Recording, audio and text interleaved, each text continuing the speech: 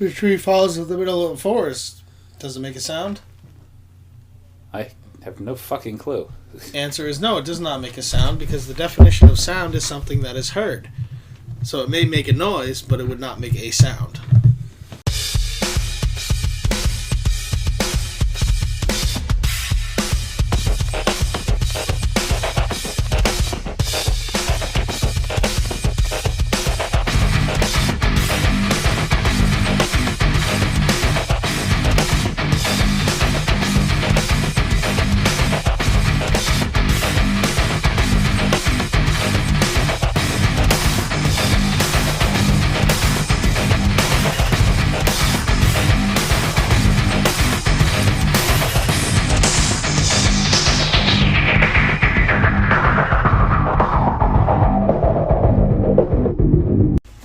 Hey guys, this is your warning.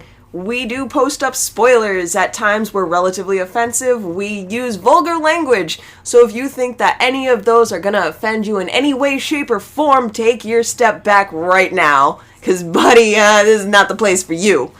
Anywho, have fun listening to us. And yeah, this has been your final warning. What's up, fuckers? Thank you for joining us here today at Cinematic Anarchy. I am Zeff, been a while, and I'm here with Chris. Dave, well, I'm always here. Well, yeah, Chris is always here. But hey, fuckers, listen. I need to make up for the fact that I haven't been here for a while, so fuck this, fuck that, fuck you, fuck me, let's get fucked. Alright, today we are going to be reviewing a very special movie to my heart, which is The New Guy, featuring DJ Qualls. Not just your heart, to a lot of people's hearts, Yeah, except for the critics who universally destroyed the movie. Which I really don't understand why. Everybody who has seen this movie loves it. And people who haven't seen it, I described the movie to, which is why I came up and I wanted to do this initially. But, well, I mean, let's be honest. If you're a critic and you're a lover of Citizen Kane and you watch The New Guy, your view is going to be a little askewed as to what you feel about that. Yeah. I mean, it's a stoner movie. It's not fucking Citizen Kane. Yeah. You know, I personally was describing this to a few coworkers, and they were like, "This sounds like a good movie. I've never seen it before." And so, you know, it came to my head. You know, I ended up looking it up on YouTube, and I saw how much they were just shattered on by critics, and I was like, "All right, Chris, you've got friends that have never seen The New Guy." Yeah, like I've seen this movie. I don't know how many times. Coworkers. Okay. There's a distinction. Coworkers. We were coworkers once. Yeah, and then we became friends. Okay. All right, that's good. I'm happy with that. We're still co-workers, too, technically. Yeah, we're co-conspirators. Co-conspirators, fellow delinquents. I have to take that off of our page, by the way. I don't think that's really working. Fellow delinquents. The whole, what was that? Derelicts thing that we got going on? Something, you know it. I don't know. Yeah, it was on the page. It's not really working. I think Cinematic Anarchy is fine. We don't need to leave that sitting up there. It was just sort of a, hey, we could call ourselves this if we spread out under different headings. And I think Cinematic Anarchy, and then if we do our own thing, Cinematic Anarchy Presents. What do you think? Yeah, that's simple enough. Why fuck with a good thing? Right. And we miss the cussing because we get some of it from the other guys, but not a whole lot. I'm the new guy. Yeah. So, yes, The New Guy. Fantastic movie. DJ Qualls, Eddie Griffin.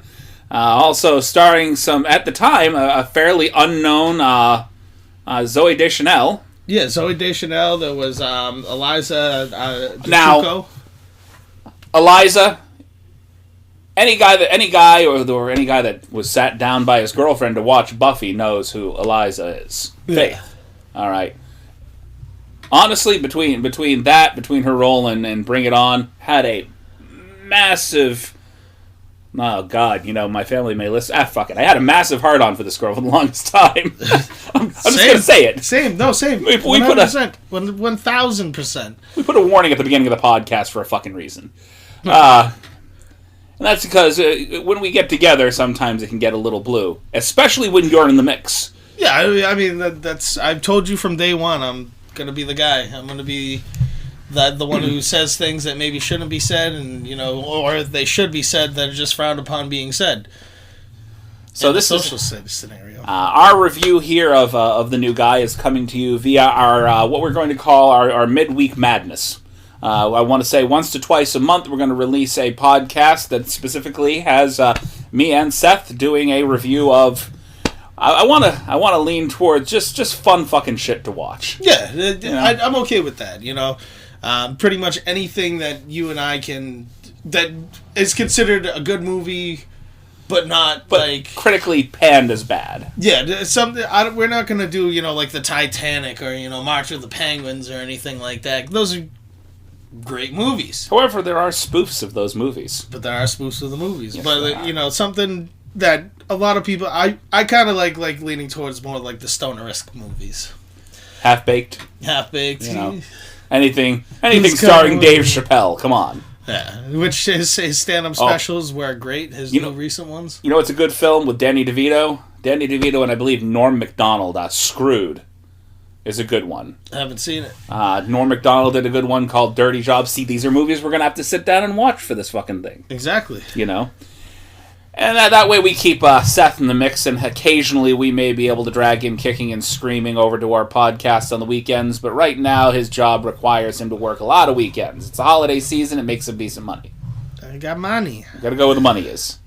And I like money. Right now it's not the podcast.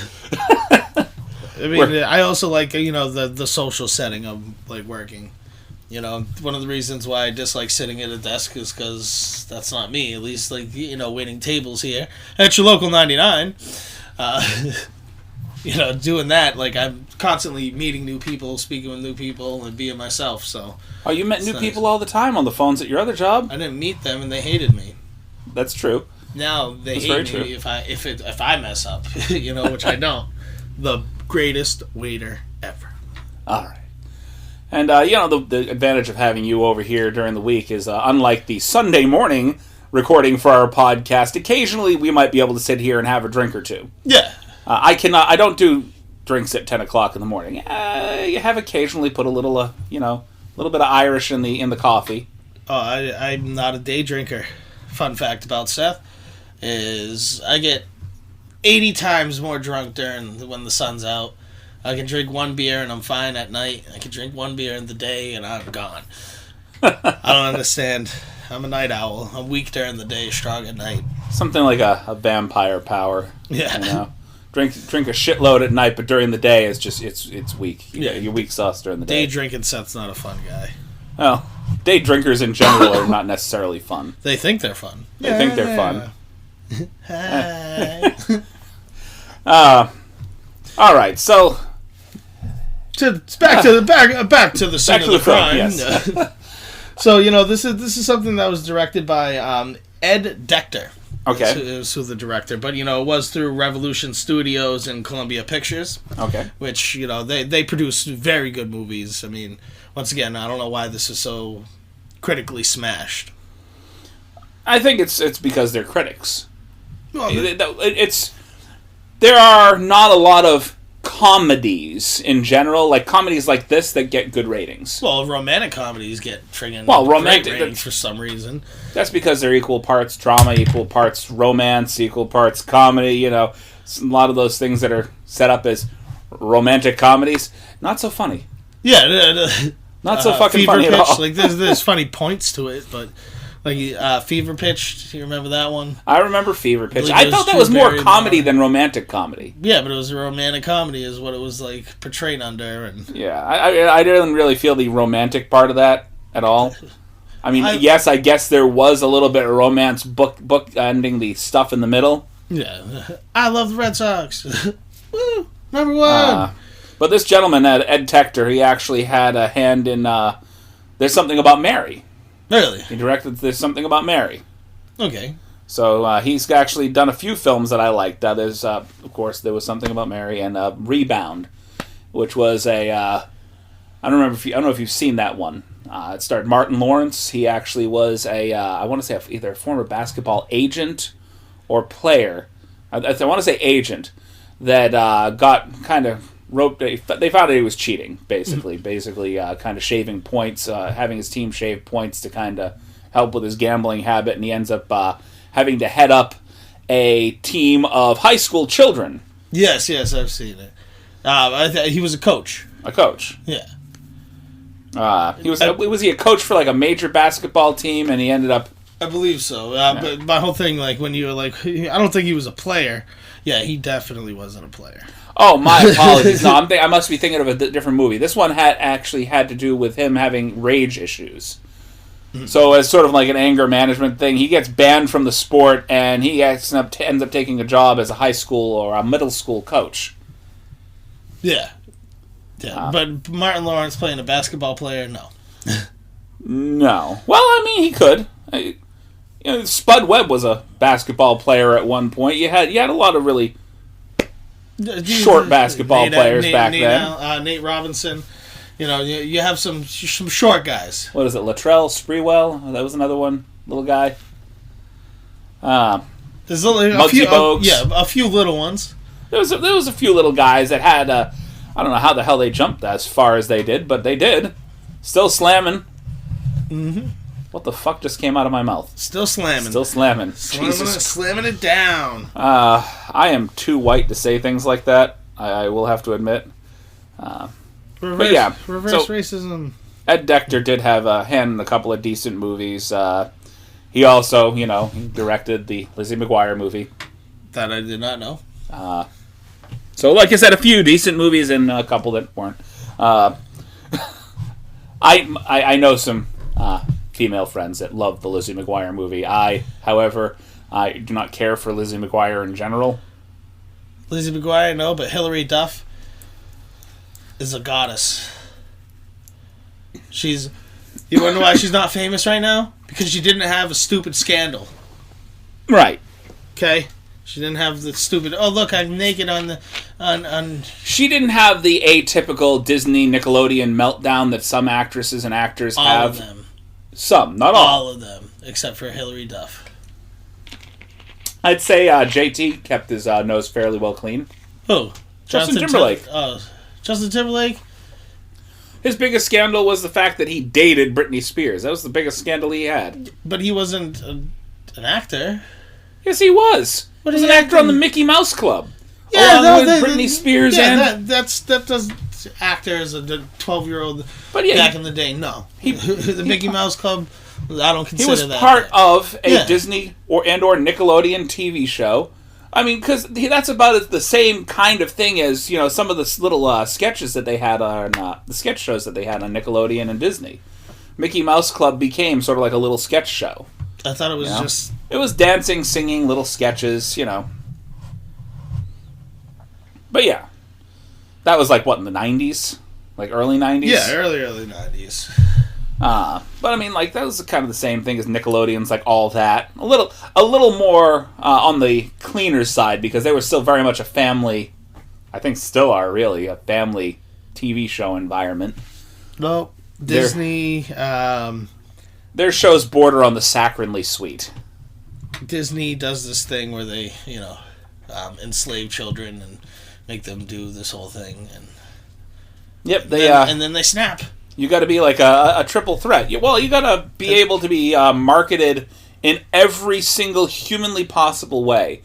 The whole problem with how children's stars are treated right now is that you have to be... It really doesn't even matter if you can sing, because they can auto-tune the fuck out of you. You just need to look good. You need to have an attitude, basically, that they can market.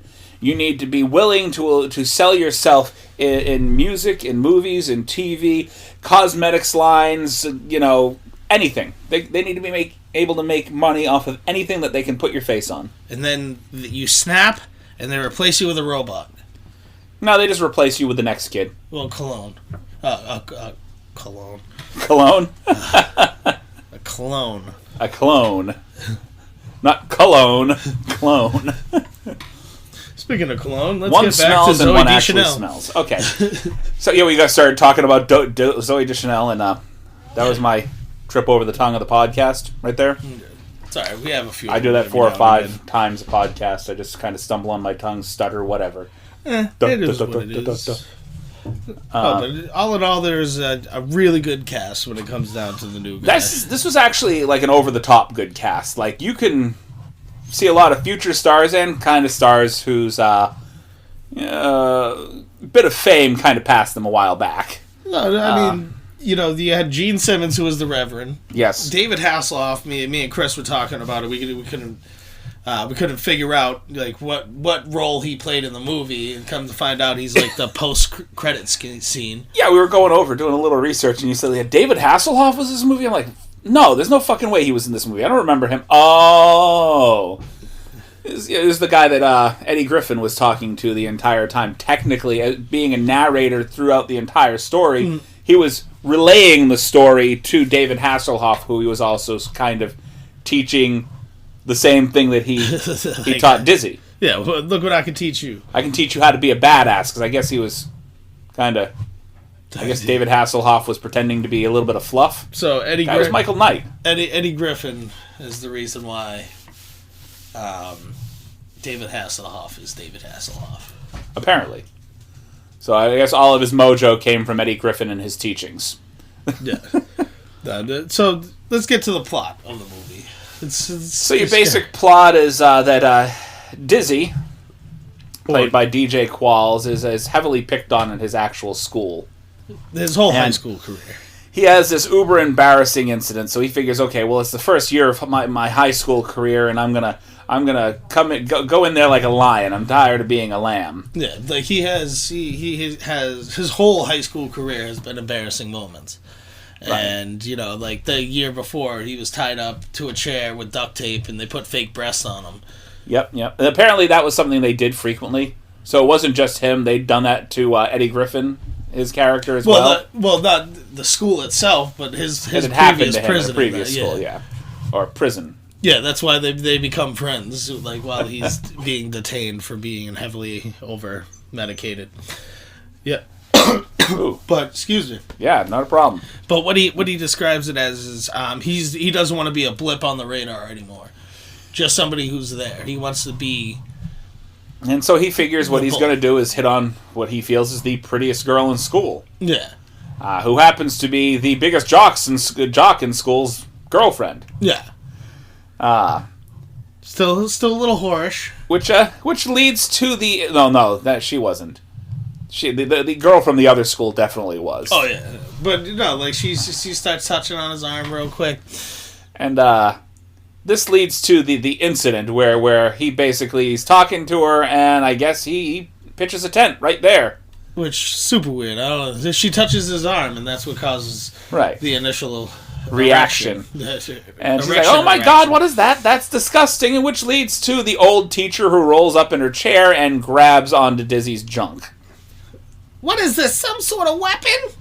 Oh, it's mine now. We're gonna take this to the principal's office. Like she's trying to take his junk out of his pants to figure out what it is, and in a panic reaction, he cocks sideways, which made his cock sideways. Apparently, that woman had a really good grip. Yeah, old ladies with their grip. Grandma had a vice grip. She's like, G.I. Joe with the kung fu grip. She must have had her, what's the stuff you put on dentures? A little bit of Polydent on her hand. Polydent on her hands left over. And make sure once I grab on it ain't coming free. we could go ahead and bite into an apple with this sucker. We're good. Yeah, or grab a cock. Apparently. Forever.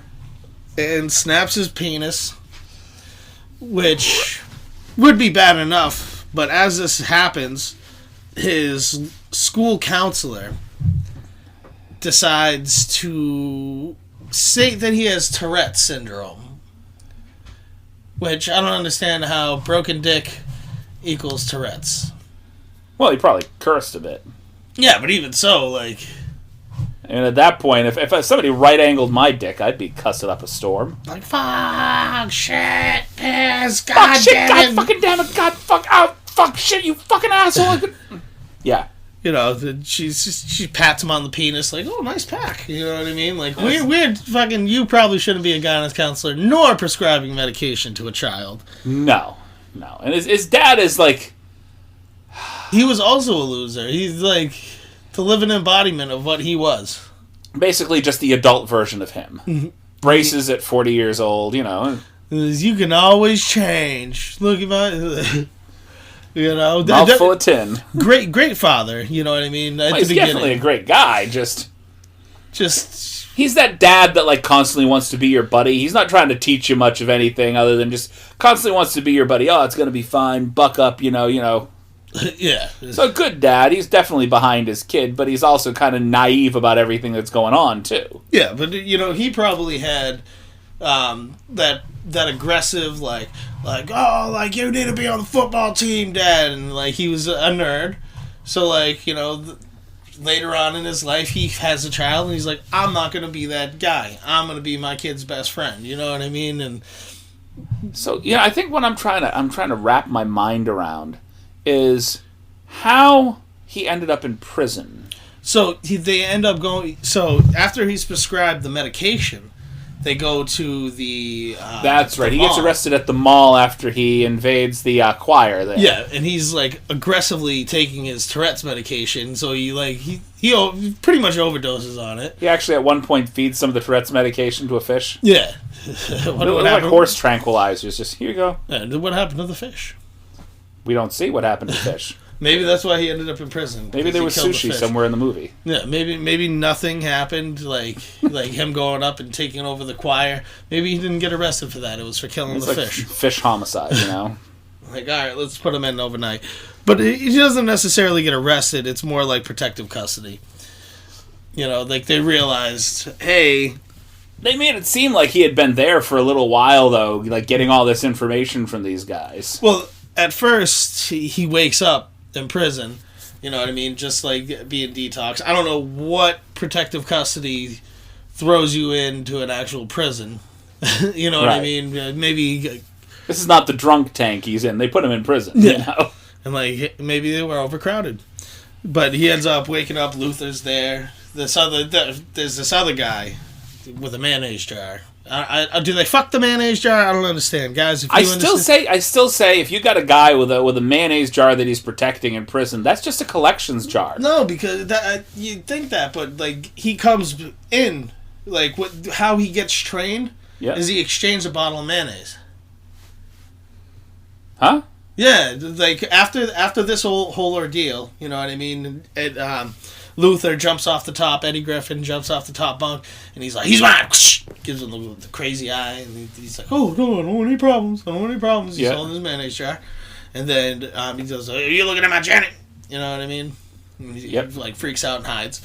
He starts acting crazy around him with his lighter and everything, and then he explains they start explaining the similarities between prison and school, and how he was a bitch at his last prison, and then they're like, "Yeah, they tied." There's more weapons in school.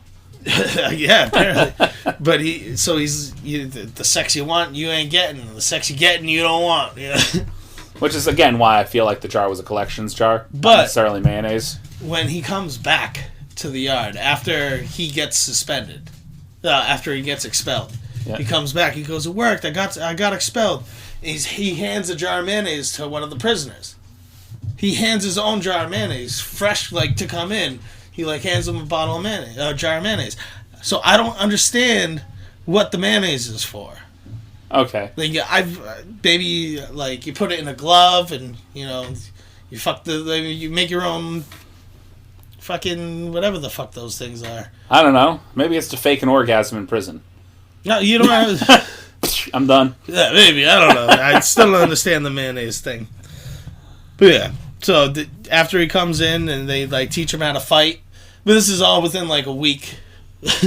Right. They give him a haircut, teach him how to dance. There's a lot of things that are highly improbable about this, like them giving a paddy wagon escort in the whole friggin' Hannibal Lecter getup to this guy. Yeah. How did they convince the entire prison? Obviously, Eddie Griffin had to have something in with the warden or whatever. When he's getting his spider tattoo. Yeah. The warden's sitting down getting a tattoo. One of your wife's on the line. He's like, "What the fuck?" You know what I mean? So it was just an all around cool system that they had. There was the guy who tried to run away every day, and always gets shot. He always gets shot, and it's just an ongoing joke to them. But if you abide by the rules, they're cool with you. You know what I mean? Like I said, he's sitting down getting a tattoo. The warden. So maybe he had the in with him, and he was like, "Hey, we're gonna help this guy out. Let's break out the paddy wagon." Any prison that'll have Cool Mo D and Henry Rollins as prison guards is cool by me. That was not supposed to rhyme. Hey, but it did. Cool Mo D, cool by me. Yeah, and Jermaine Dupri. But my favorite is like, just his initial like, and he teaches the crazy eye, like, whoosh, like.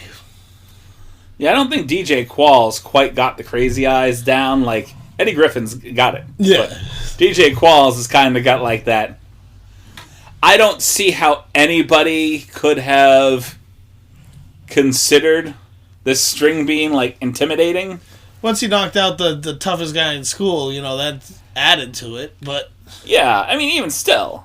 I think it became more about the charisma than the actual, like... You gotta pop it out! Pop it out! Well, he obviously knocked the guy out. This is something that... I mean, even the guy was a little afraid of him at that point. It was like, well, you kicked my fucking ass. Yeah, well... That's like definitely like my favorite thing ever. Like he has a list of things he has to do to be cool. He's like when you first day of prison, find the biggest baddest motherfucker and knock him out. And he goes up and he finds the biggest baddest dude, and he goes to go fight him. You know what I mean? And like the dude gives him one uppercut, knocks him like all the way down to the bottom. Right. And he comes back up like I ain't done. Like I'm not gonna let that happen. And he does this whole tiger claw thing where he kicks him in the balls and then knees him in the face. He's like, "Who's the biatch now?" And there's nobody around. Nobody saw it happen. So yeah, and then he proceeds to drag him unconscious into the school. I mean, how hard must he... He's a string bean. Right. How hard did he have to kick him and punch him to fucking knock him down? I mean, this is like assuming that he had brass knuckles on. Well, first of all, he kicked him in the balls. Yeah. Which made him lean forward, and as he's leaning forward, he knees him right in the temple. Knocks him out. Yeah, I don't believe that DJ Qualls, of all things, I mean, like I said, they could have created enough force. I mean, maybe it's the fact that he's so bony that... He got basically just all bone right to the temple. Yeah. Maybe that's the reason. Shook his brain. A little bit of got a boner to the brain. Yeah. But it's like, he's trying so hard to, like, get everybody to notice it. And it was terrible, him dragging him in the school. Like, dragging him in the school, propping him up. Inch by inch. Has to pick him up on the wall. Like, he gets him up on the thing... Knocks him back into the hallway. Everybody walks into the classroom. Boom. Right. He had to set off the fire alarm. He had to set off the fire alarm to get everybody out there. So he had to like pick him up. And at this point, he is like drenched in sweat from like head to toe. Yeah. So it looks like he had to work extremely hard to fight him. Well, I mean, he basically had to drag him from the top of the steps in the courtyard. That had to have done some damage too, by the way. Yeah. Because he had to bring that guy down the steps. Yeah. So every step, he's hitting his head. And it's just like nobody. Just a series of fucking concussions. Yeah. When he picks him up and stands up, he slides down, hits his head off the glass. And breaks the glass. But finally, he pulls the fire alarm. Everybody walks out into the thing. Use the biatch now! And then, like, lays a headbutt into him, which gives him the only real significant damage that he sustains, and that's a bloody nose. Right.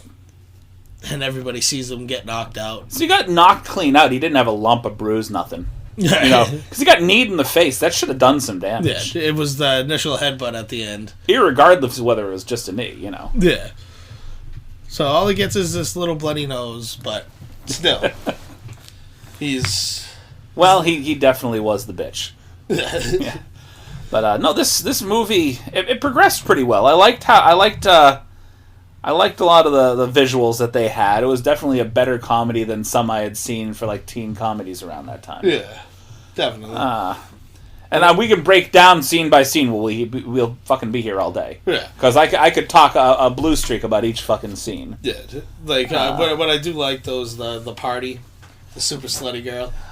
I like the use of Tony Hawk throughout the entire movie. Because, like, he was relevant at the time, but why was he relevant for the movie? No fucking clue. I like Tony Hawk's doing this whole thing on a half pipe out in front of the party. He's like, oh man, you got Tony Hawk? How awesome is that? There's nothing more awesome than that. And then here comes Dizzy down the way on the motorcycle, just jumps off the fucking... loses control, goes off the ramp.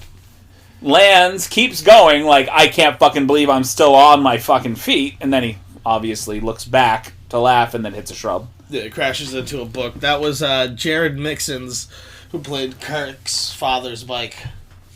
And Jared Mixon has looked the same since then to now. Like, it's like no difference. He has not aged at all. He's a vampire.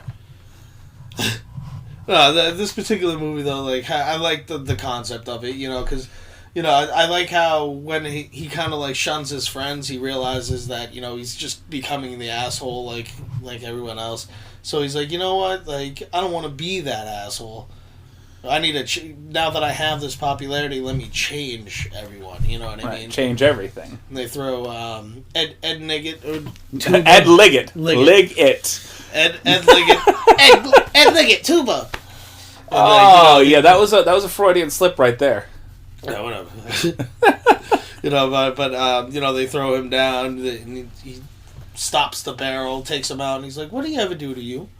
And starts introducing the jocks to the losers. And my favorite scene on that one was when he's like, "All right, he's gonna help you out with math," and he goes, "You don't remember me, do you?" And he's like, "No," and he's like, "Stop! Ouch! You're hurting me. Your butt is crushing my head." And he's like, "Whoa, that was you!"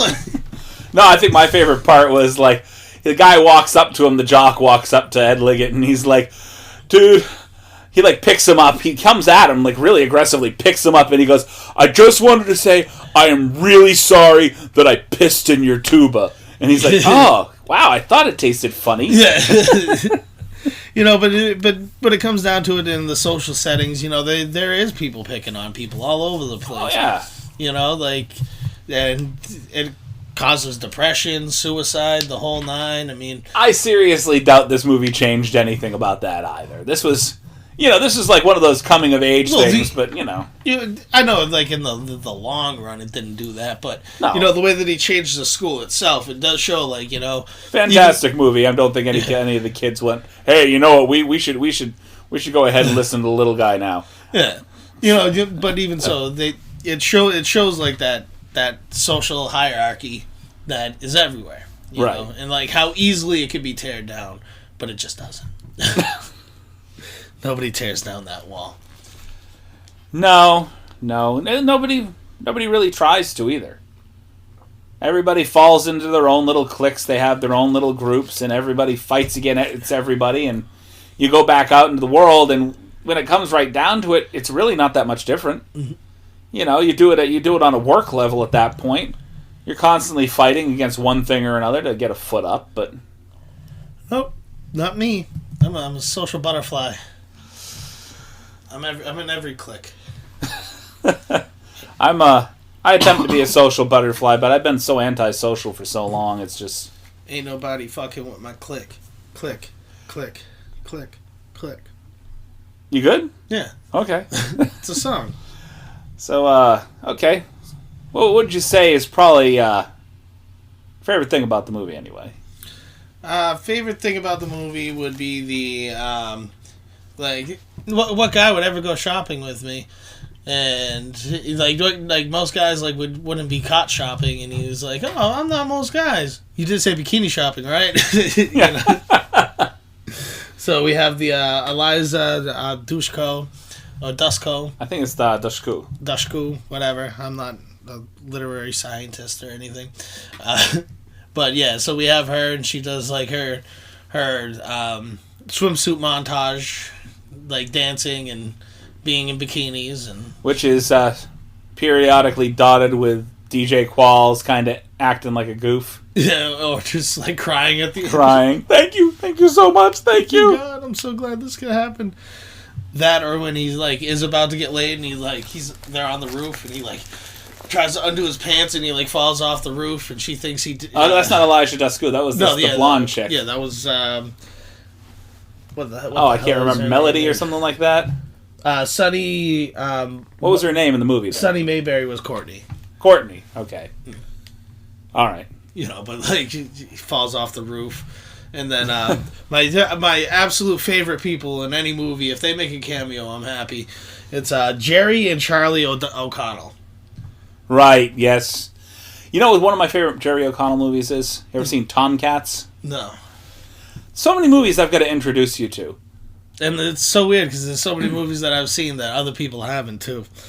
But yeah, I remember, it's just Jerry and Charlie O'Connell. Like they were 90 stars. You know what I mean? That's what they were.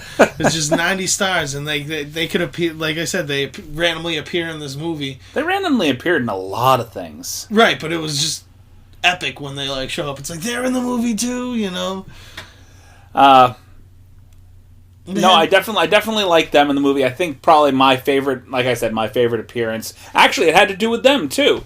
The whole thing at the football stadium where you have Tony Hawk in between the two of them, and they spill their popcorn on him. He comes back with this massive thing of popcorn and just starts cheering the other team. Rocket Creek! Go Rocket Creek! Go Rocket Creek! Go!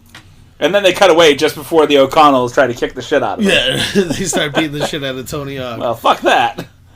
I particularly like Horatio Sanz in the movie. Was he the... He was the dancer. In prison. Yes, in prison. Yeah. So he played the dance instructor. I think they gave him a name.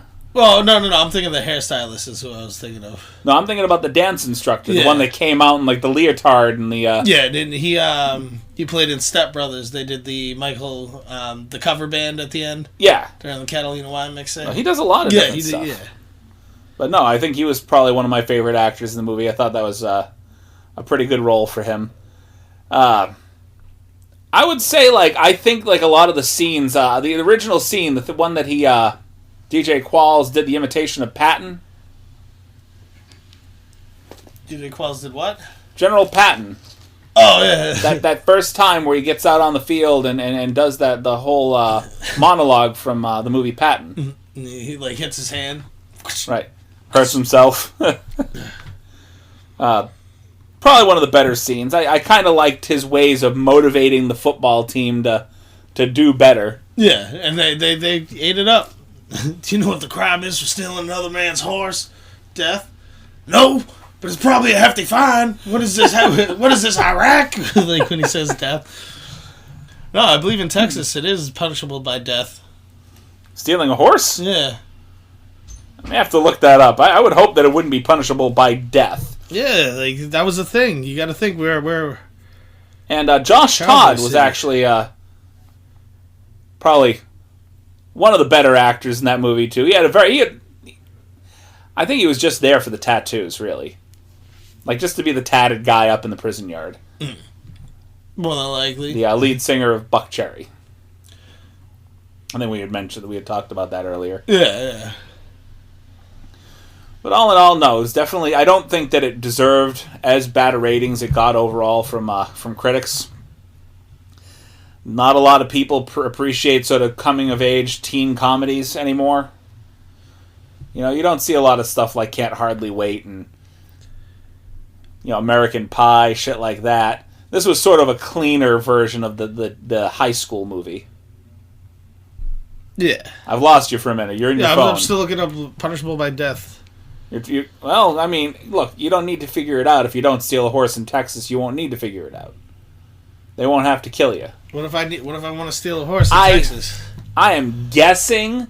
Guessing if you steal a horse in Texas, it may not be punishable by death, but if you steal a man's horse, he probably will fucking kill you. Yeah, no, it's not punishable by death any longer. At least right now, it's considered a second-degree felony. Second-degree felony? Well, they can only... So it could be punishable 2 to 20 years. They can only charge you with a second-degree felony if you don't have a bullet hole in your head. This is Texas. Yeah. You try to steal a man's horse in Texas, if you get off the property alive, you're a fucking lucky son of a bitch. Right, but that's the whole thing. You're not going to just steal their horse right in front of them. Everything's bigger in Texas, including their damn guns. Mm-hmm. And their property. All right, so I think this is we've said quite a bit about the movie. Anything else you want to add before we head off to our sponsors? No, I mean, fuckity fuck. That's about it, man. Just fuckity fuck. Give 2 fucks, man. Well, It's always a pleasure to have you around here, Curson. Cunt, shit, piss. All right, well, now we're straying into George Carlin territory. All right, we'll be right back after our sponsors.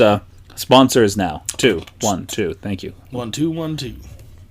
All right, well, thank you for sticking around after our sponsors once again, because we always thank you if you sit here through the 2 minutes worth of sponsorship to listen to the rest of what we have to say. Do it.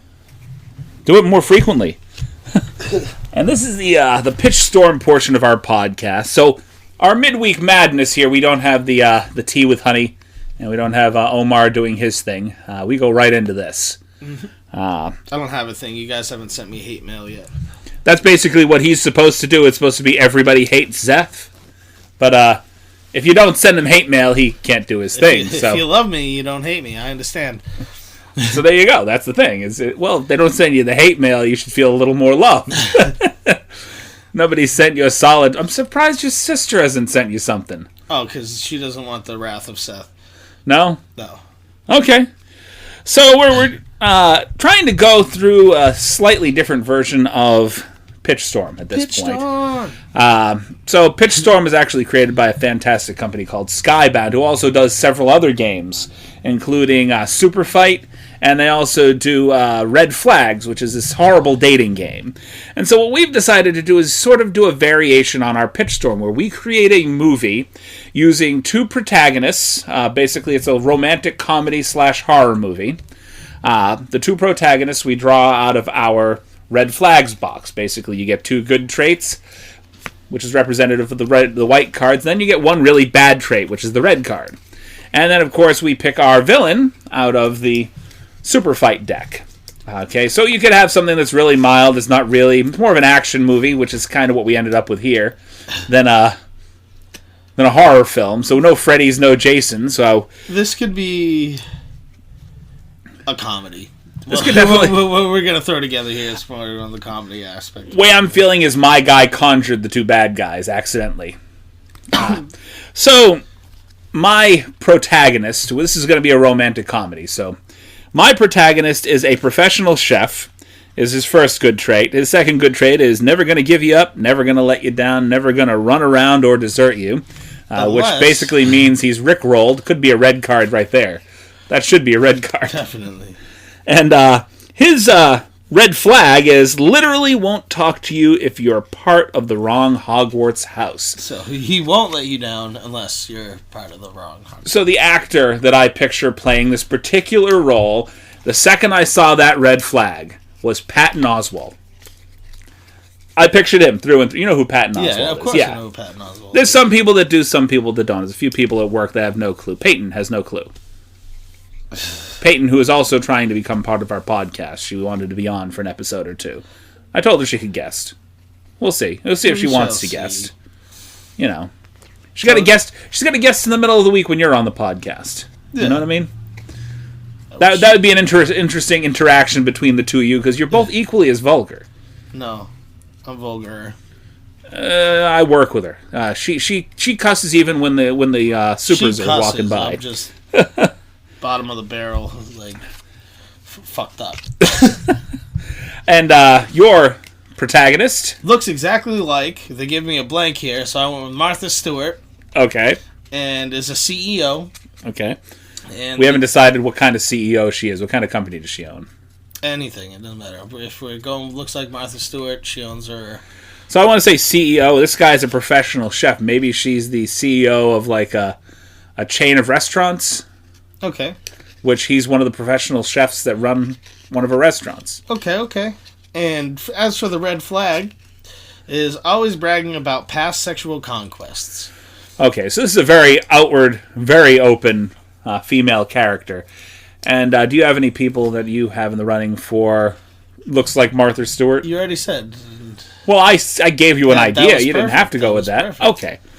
So basically, this is a love story between a professional chef played by Patton Oswalt and the CEO of that same chain played by Helen Mirren. Okay, that's already a little fucked up, but that's interesting. Listen, love doesn't have a number. Doesn't have a number. This could almost be like I guess not really Harold and Maude, because Harold was definitely a hell of a lot younger than Maude. And, of course, the villains of the movie. The villains are actually... Well, here's the second part of your villain here, by the way. I have... What I have here, it was Smoke Monster, armed with a samurai sword. Okay. Now, has a sidekick who's a Nigerian prince on a velocipede.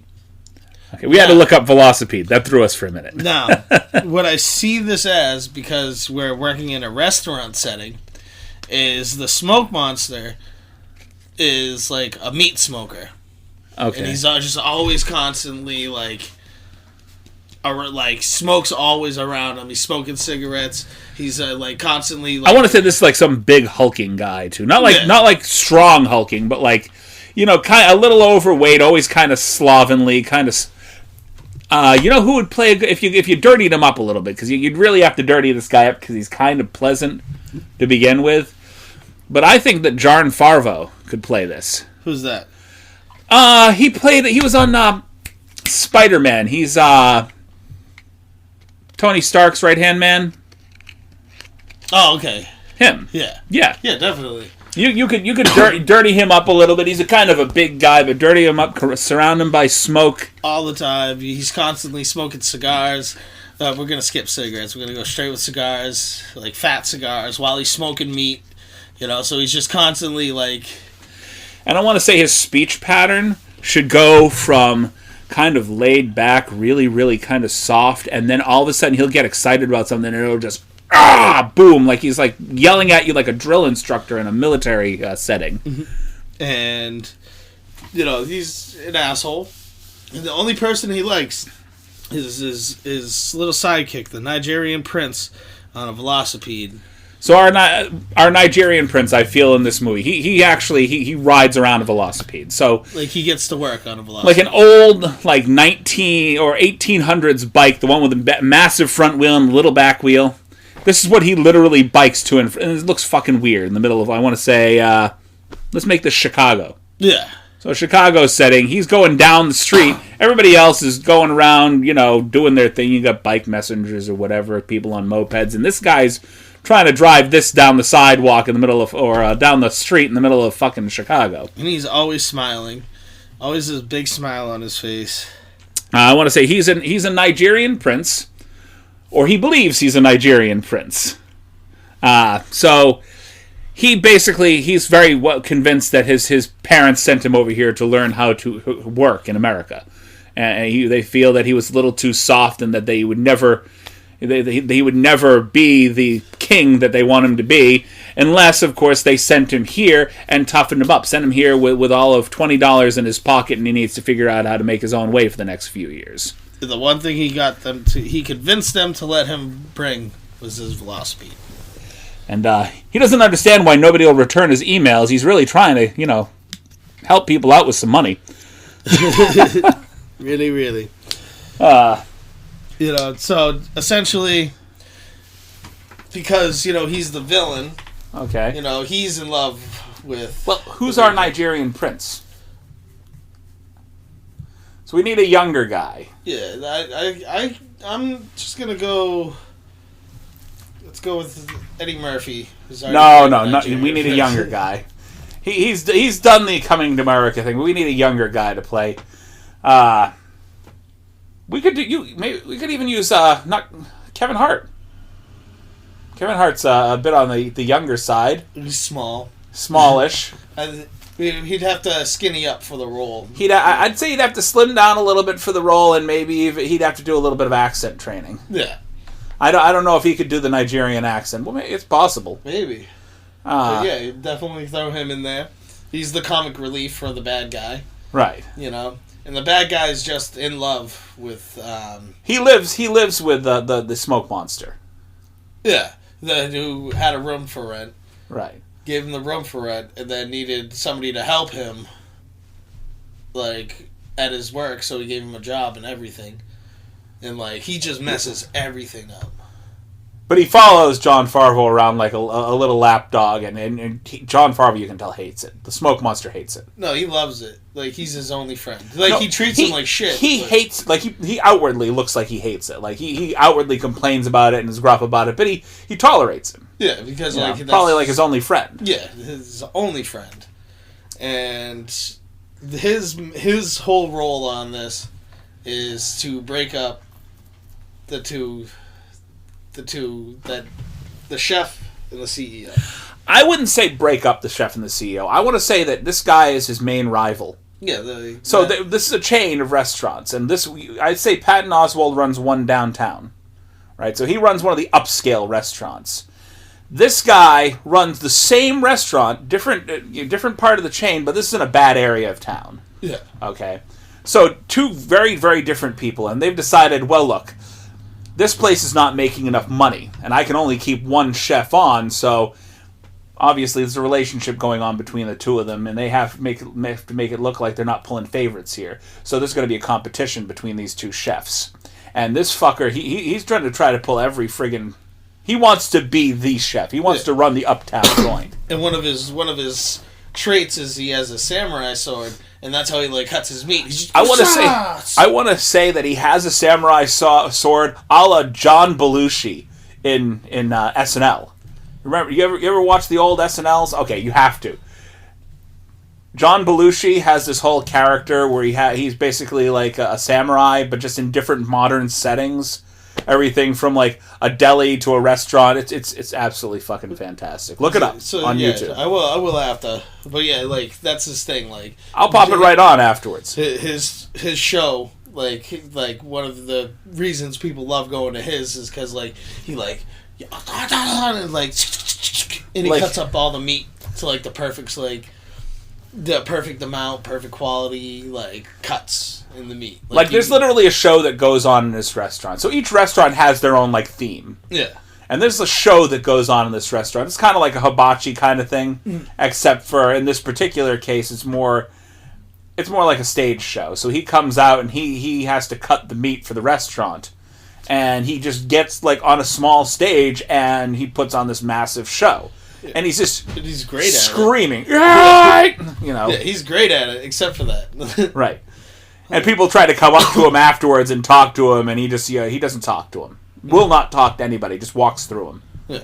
Right back to the because he's not interested in talking to anybody. He's not interested in being around people. Then we have our two main characters. Need to follow though. Okay, so that's all. That's our whole side story. That's our Nigerian prince and the smoke monster. Yeah. Our main story is supposed to be a love story between the Patton Oswalt chef character and the Helen Mirren character, the CEO. Yeah. Helen Mirren's character is very overly. She's very. I don't want to say imposing. She's just outwardly sexually aggressive. You know, like you know how they talk about like toxic males in the workplace. Yeah. You know these. She's kind of like that. She's the woman who outwardly locker room talk everywhere. Have you seen Grandma's Boy? No, I have not. Okay, it's definitely a movie you need to watch. But one of the characters in there is an old lady who's like, I gave Charlie Chaplin a hand job. Like, she fits this description perfectly. You know, that reminds me of the grandmother. The grandmother character from Beer Fest. No, the whore. But yeah. The whore. You know, but she never, like, really, like, came out with it. This woman, like, was, like, all about her, like, sexual experiences. She has, like, a book of just shit that she goes through.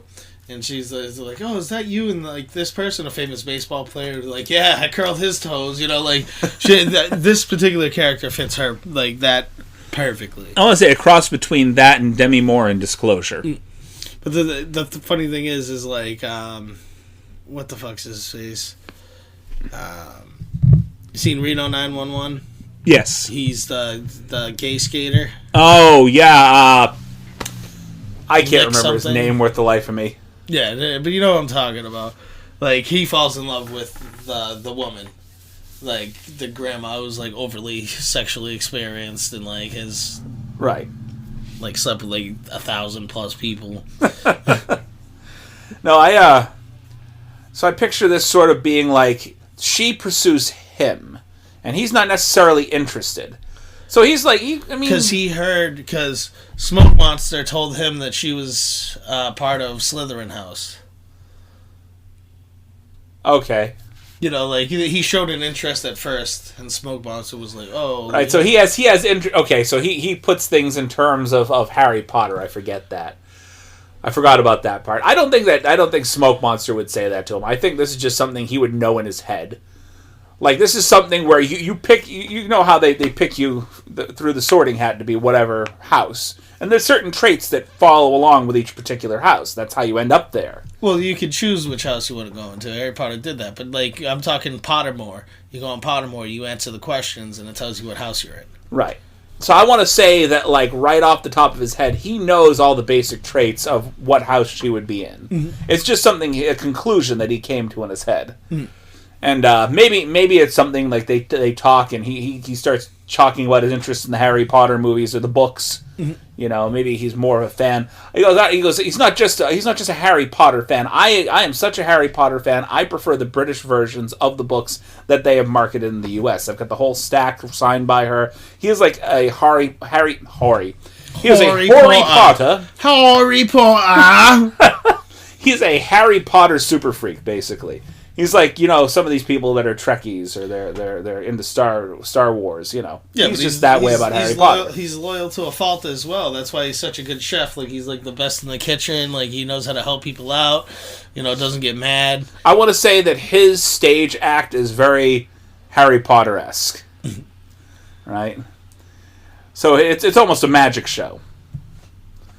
But she starts to pursue him. Okay. She likes Harry Potter as well. Which is weird for her because he is not typically the guy that she likes, but she sees a spark of charisma in him and just wants that as one more conquest. And he just doesn't show any interest in her whatsoever to start off with. And I want to say that I want him to be an ass about it. So I don't want him to be terribly likable either. Like, nobody in this movie sounds or really is likable. Well, that's the thing. I feel like he should be loyal to a fault because he's never going to give you up, never going to let you down, never going to run and hide, never hurt you. I want to say that's a trait for him and his friends, not necessarily him and his dating life. I feel like it should be a trait for everybody. Everybody he meets. So you want to make him painfully loyal. Yeah, until he finds out that you're in the wrong Harry Potter house. And then he treats you like shit. And you don't know why, and he'll never tell you why. But he'll see one trait in you and goes, fuck Slytherin, shit. Yeah, and then, like, come to find out, you know, like, they do end up, they get trapped in an elevator or something, and then find out, like, oh, like, I'm a Ravenclaw. And he's like, oh, I'm a Ravenclaw, too. You know what I mean? Like, he's then he starts treating her loyally. Just takes she's taking the test while they're in the stuck in an elevator together. Just taking that test on Pottermore.com. Just, okay. Oh, I'm a Ravenclaw. What? You know. Oh, okay. Maybe you are. Like, this is Pottermore is his version of Tinder. Pretty much, you know.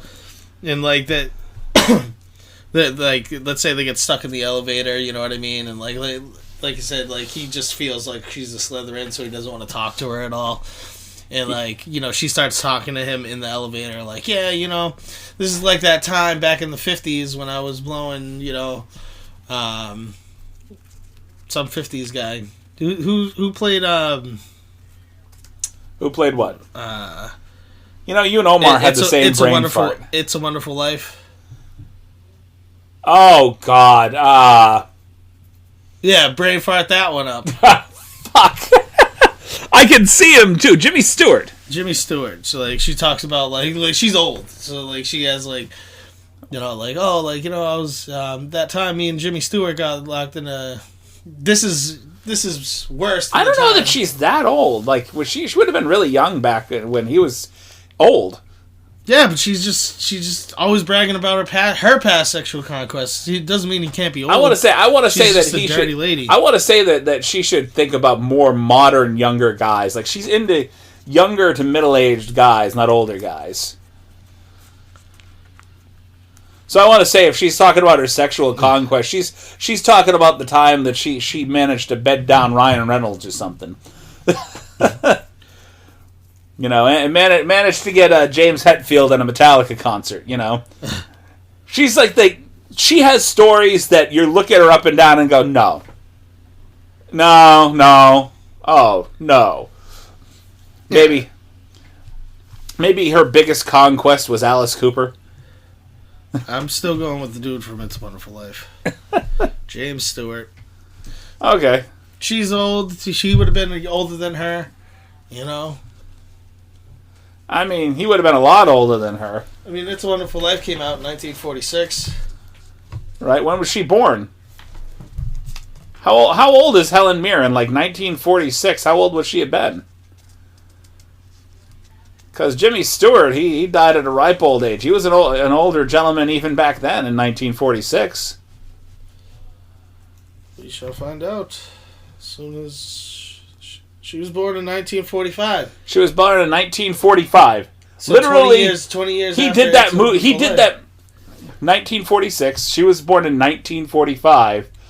Literally, she would have been 1 year old when that movie came out, and he was middle aged. I was gonna say, like, you know, she's not that old. She's not like 100 years old. I know. How old? How old would he have been at that point? Like, at what age did he die? He was 36 during It's a Wonderful Life.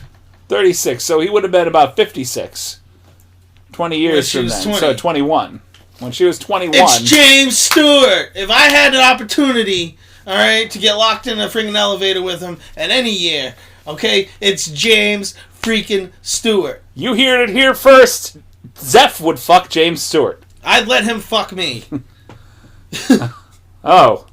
Okay, I mean, it's a lifestyle. This is all a joke, guys. At this point, it's more of a bone than a boner, but you know. Right, you know, like this tossing some Viagra. That's how it happened. They got locked on an elevator together. It was one of those old timey, you know. I don't think it's necrophilia anymore if you got to dig up the body first. Yeah, no, definitely. If it's been buried that long. Definitely necrophilia. There's something else there. Yes. You know, but that's the thing. Like, he maybe popped like a Viagra, and he was on his way up to his hotel floor. The two of them get stuck in the elevator.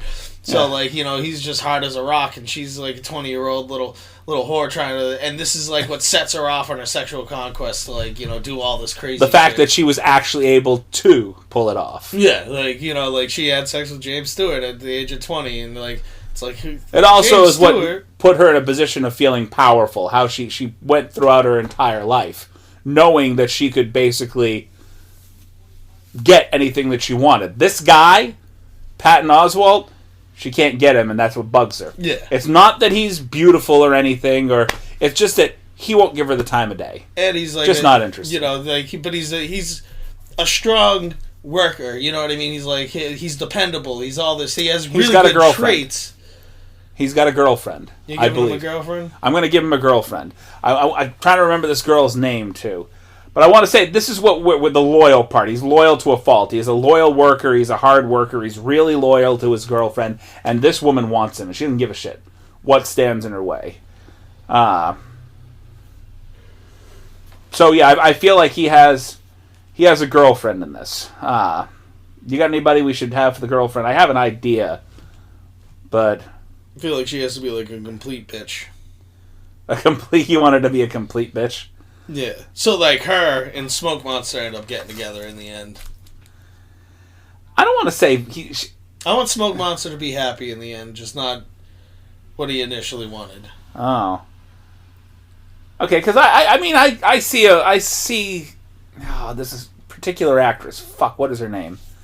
I'm going to find it. I got it right here. I got the whole thing sitting in front of me. I am going to find her, and when I find her, it is going to be less painful. I didn't find her. Fuck! Okay.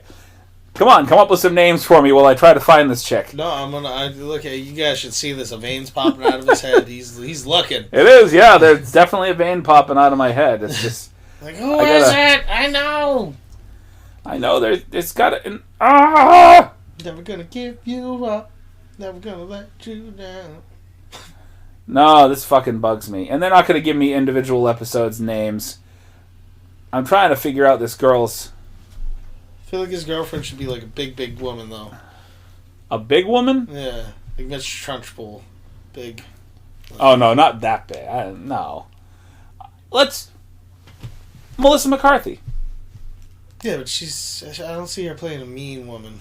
She can be mean. Did you see The Kitchen? Your kitchen? No. Well, if you've seen my kitchen, that's pretty fucking scary. But no. So there's a movie that came out recently. It actually just came out on Blu-ray. It's called The Kitchen.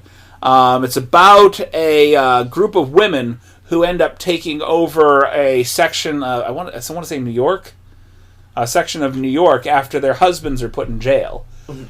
So their husbands are Irish mobsters. All right, so they take over a 20. They basically take over Hell's Kitchen. Take over a 20-block radius of Hell's Kitchen. Played by Melissa McCarthy, Tiffany Haddish, and I can't remember her name off the top of my head, but it's the lead actress from A Handmaid's Tale. And Melissa McCarthy, while she did play sort of a loving mother in this, also played a fucking badass bitch in that movie. So she can pull it off. And you've seen Tammy. She can play nuts if she wants to, too. Yeah, but I'm talking like just mean to a fault. You know what I mean? I'm all about casting against type. She's usually plays the lovable, kind of goofy, kind of... I think we should cast her against type. And she should just be the cruelest person that she could be. Like Cruella de Vil level cruel. Yeah, to him, specifically. To him. Everybody else, she is like the most loving person in the world, but she browbeats him on a continual basis. Right, and she has like a thing for Smoke Monster. You know what I mean? But yeah, she's like bipolar. She sees Smoke Monster as the better performer, chef, the whole nine. She's just embarrassed by the whole Harry Potter thing, but she's with him because he makes decent money. Yeah, He's working in the Uptown one, and Smoke Monster's working downtown in the butthole. Yeah, so she ends up like kind of like trying to sabotage them while these two are working together to make their show, this particular show, better. You know what I mean? And his girlfriend starts teaming up with Smoke Monster, and Smoke Monster's using her to sabotage his show so that he can get a better lighting with the other woman. Okay, I like where this is going. So we need to give Nigerian Prince a little bit more backstory. I think there should be like several little things going on here. I think that Nigerian Prince is in love with the Smoke Monster. You're gonna make him gay? Why not? I've never seen Kevin Hart play gay before. Me either. Yeah. So he is like, it's not like something he recognizes right off the bat, but it's like one day they're doing the samurai routine and he's cleaning up after him, and he just catches a glint of something, and all of a sudden he is just enamored for the rest of the movie with him. Well, that's the thing. He has his $20. He goes in to apply. Something goes wrong. You know what I mean? Like he's late. Like he didn't know what daylight savings time is or something. You know what I mean? Like he's late. So he takes his only $20 and he sits down to watch the show. Right. And that's when he's just... And I want to say that he sees Melissa McCarthy as a serious threat. So this whole backstory where we're talking about Melissa McCarthy basically really falling in love with the Smoke Monster and wanting to help him win the competition, I want to say this rubs Nigerian Prince the wrong way. And I want to say that the Nigerian Prince catches her in a meat cooler one time during the show, during the competition, and introduces her to the samurai sword. Becomes a murder. And she ends up in the meat locker. And he's so skilled with the sword. This is not something we know about him. Yeah. He is so skilled with that sword, they don't even realize that she's in that meat locker. She is now part of the meat that's in that locker, and they don't know that. They're like serving this food in the downtown kitchen. This becomes a horror movie. It becomes Sweeney Todd. Why not? Just one psychotically horrible moment in the entire movie, because it's like a weird kind of romantic comedy. Throw something in there that everybody's sitting in their seats. It's a rated R movie, and they're like, "Why is this rated R?" And just that one scene, and they're like, is that Fuck. Nigerian prince and him go to jail together. Sounds good. And he's pissed. Smoke Monster is pissed. Like, I didn't do anything, blah, blah, blah, No. blah. I don't think... No, he doesn't go to jail. I say that he is so skilled with that sword, they don't even realize that there is now human meat in the meat locker. He walks out of there, and there is not a scrap of what used to be that woman in the meat locker. It doesn't look like anything's been out of place. He's able to clean up real well. This guy is a neat freak. Yeah, but how do you get rid of the hair? He's a neat freak out of necessity because... How do you get rid of the hair, teeth, and fingernails, and... Ziploc bags. Like that, just at one point he walks out, samurai sword in hands, just like a duffel bag. Just He has the duffel bag over his shoulder with all the extra parts in it, and he's got the samurai sword in hand, and he's polishing up the sword to hand it to the guy so he can use it for the competition. and just like you never see her again. You never see her again. That is the only... She walks into the meat locker, he walks into the meat locker, and after all is said and done, you never see her again, and he walks out with a duffel bag. I want to say that should be like a quirk for the Nigerian prince the entire movie, is he's weirdly neat about everything. Like, the Smoke Monster, he will make a mess, Then he cleans and it he cleans it up. Like, he turns around, when he turns back, it's clean. But that's why they click so well. Like, but the reason why he's infatuated with him is because he's so dirty and messy, and like that's complete. But he will not allow him. You cannot touch me. You're not allowed to clean me. Don't. Yeah, this is like an argument they've had a couple of times. And so Smoke Monster's like disgusting. He like cleans up after him. He's like loves that about him, and Smoke Monster loves that he cleans up after him. You know what I mean? But that personal bubble's just a little too far for him. Like, how many fucking times do I have to tell you not to fucking try to clean me? Jesus Christ, just... Okay, yeah, okay. I apologize. This is... It's not Nigerian. It's not good. Huh? It's not Nigerian. I don't know. I can't do a Nigerian accent. Well, you tried and you made it an Indian. I made it Indian, yes. I am Prince Nevigoma. What do you think you are doing? Get over here right now. Nope, I did a bad job. I know.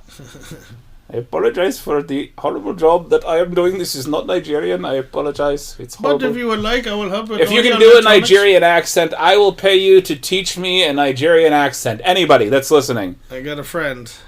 Check us out on it's Cinematic Anarchy at gmail.com. Or see us on Facebook and just leave me a message. My buddy Kwame. Kwame? Yeah, he looks like young Eddie Griffin. No, forgive me, Eddie Murphy. Honestly, but Eddie Murphy's accent in Coming to America does not sound that far off from what we were doing. Wow, no, that actually sounds mildly racist. I apologize. I don't apologize. Okay, maybe. I don't know. He apologized. What a loser. It's just that time of day for me. I feel like I have to apologize for everything. My family's home. So, remember when I was fuck shitting? Yeah. I wasn't fucking shit, but I was fuck shitting. You were fuck shitting. Fuck shitting. So I feel like that's a good tick for the pitch storm there. Yeah, I mean, it's the first one. It's a little harder to put, everything into a movie reference, but I'm pretty sure we kind of nailed that. Well, that's the big difference between doing it this way, where you take the characters and try to put them in a situation, as opposed to the pitch storm part, where you take a situation and you try to add characters to it. Yeah. So I do like doing this, and I like the idea that we were able to branch out and add extra little characters to it, and I don't mind doing it this way. And I think when we have more to the sets that we have, we can actually... There were some other cards we didn't actually use. We didn't use the situational cards, and we did not use the cards for settings. Yeah, we still got a decent amount of time into this. Yeah, well, that's the whole purpose, to have a little bit of fun, and if you're entertained, fantastic, and if you're not, what the fuck are you doing? Why are you still listening if you're not entertained? I thought you were not that I want you to go away. I'm picking stuff up over here. He's like, what the fuck are you doing? Like, whoa, chill, man. Just helping. I'm cleaning. That Nigerian prince story gave me some ideas. I'm Prince Novigoma. All right. Well, thank you for tuning in once again to Cinematic Anarchy. And we are available on most podcasting formats. We're up on Twitter. We're up on YouTube, Facebook. We're kind of up on YouTube. There's not a lot to what we have on YouTube right now. Just wait. We are working towards it, and eventually we have our first fairly decent live stream. This is what we're working towards right now. We're actually going to be donating all the proceeds from the first live stream. It's going to be a charity live stream. And everything that we managed to take in for that charity live stream, we've agreed. I say we. We actually haven't had you over here to discuss this. But Omar, Miss B, and myself, we actually agreed that we're donating to a charity called the Trevor Project. Oh, we have talked about this? Okay. You know what the Trevor Project is? Yeah. Okay. So there's a few people that actually want to be part of the live stream, kind of get involved with that. And this is going to be like an all-day long thing. So we are literally going to get together. We're going to have coffee, donuts. We're just going to get together early in the morning. And you can pop in anytime you want. If you want to come over and be part of it. Like you said, you just have to give me a time frame so I can make sure I take the time out. Well, I mean, it being, like I said, we can make it a time frame, but it's going to be like maybe a Saturday. Well, yeah, you just have to tell me like the time. You have to give me like a week or two before I can put that in as a request off. That way I can work. Okay. You know what I mean? And then I'll be here. I could be here the whole entire day. You know what I mean? We could start the day off with coffee and donuts.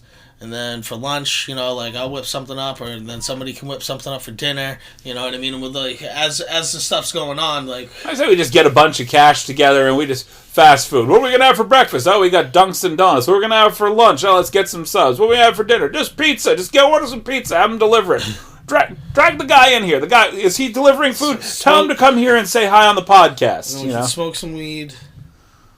Yeah, I don't know. The last time we recorded something, and nobody's heard this yet. But seeing as we're putting this out tonight, we are a week before Thanksgiving. The week previous, Mr. Zeff and I sat down and we recorded a podcast. What the fuck was that movie we watched? Shit. What the hell was it? The two cops, and one gets reanimated. Oh yes, we watched Dead Heat. Dead Heat. We watched Dead Heat. And that was a fantastically bad movie. But I handed Mr. Zeff a cookie before we started this whole thing. Now, this is a cookie made by Omar, the man. No. And this was a special cookie. No, now mind you, when you get a special cookie made by your friend, you're like, alright.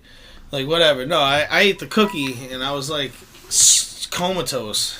I did not give Mr. Zeff the prior warning that I got from Omar. If you're going to eat it, just eat half. That's what he gave me as the warning. Well, they tell me that all the time, and I'm like, yeah, whatever.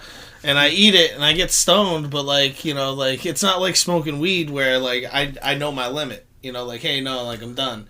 It's not like a couple puffs in. Yeah, I think I'm good. Yeah, if I'm drinking, I don't smoke. If you eat a cookie, you're gonna finish the fucking cookie.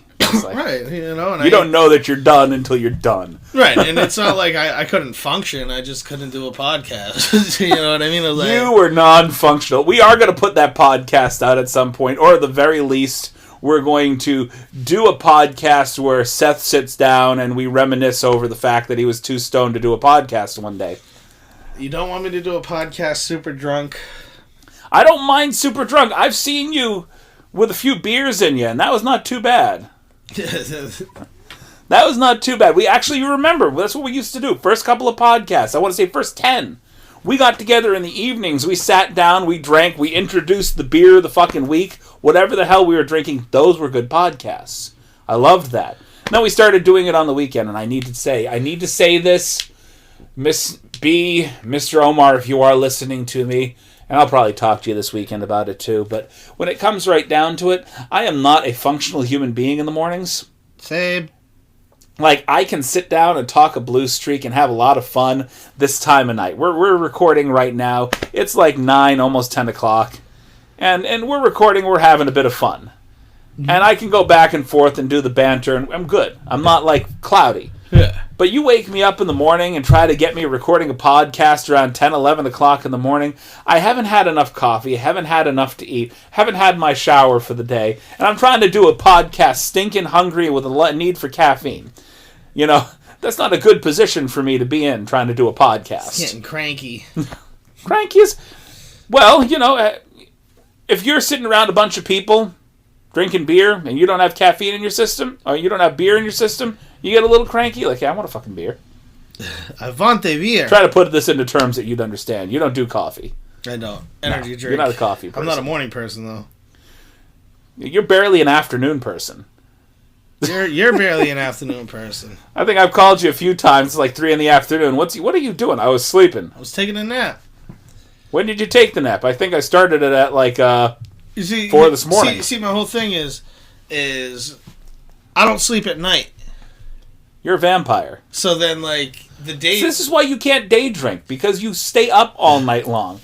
To day drinking for you is like drinking at 2 o'clock in the morning for me. Yeah, 2 o'clock in the morning, me drinking. It's like, yeah, whatever, all right? Well, that's your afternoon, 2 o'clock in the morning. But then I go out and, you know, I'll stay up all night. I'll go to work off like 3 hours of sleep, and like I'm like... You have the reverse switch flipped, where night is day and day is night. Yeah, but I'm like, I could be exhausted all day long, and then the second like the sun goes down, my body's just like, wake up, and then I'm like this guy.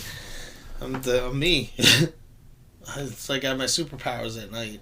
You have like an ex-girlfriend that was like a real bloodsucker? All of them. Really? See, I'm telling you, you're a vampire. One of those bloodsuckers, they really were. Yeah, well, you know, they didn't give me any good traits other than staying up at night. That's why you're so white, too. Shut up.